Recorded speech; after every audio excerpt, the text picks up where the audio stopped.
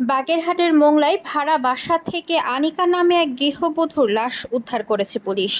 ঘটনার পর থেকে পলাতক রয়েছেন তার স্বামী তুফান শেখ।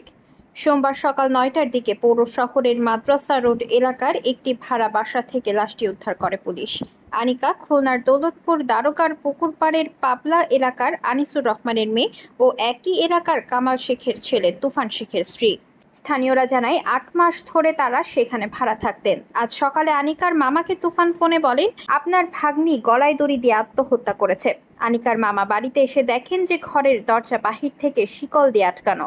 শিকল খুলে তার ভাগ্নিকে খাটের ওপর মৃত দেখতে পান তিনি। পরে স্থানীয়দের ডাক দিলে তারা পুলিশে খবর দেয়। আনিকার মা বলেন, আমার মেয়ে তার নানা বাড়িতে থাকা অবস্থায় পরিচয় গোপন রেখে ৫ বছর আগে সম্পর্ক করে ঢাকায় নিয়ে বিবাহ করে। জামাই কোনো কাজ করতো না, তাই নিয়ে তাদের মাঝে প্রায়ই ঝগড়া ফ্যাসাদ চলতো। কয়েকদিন আগেও আমার মেয়েকে মেরে মাথা ফাটিয়ে দিয়েছে।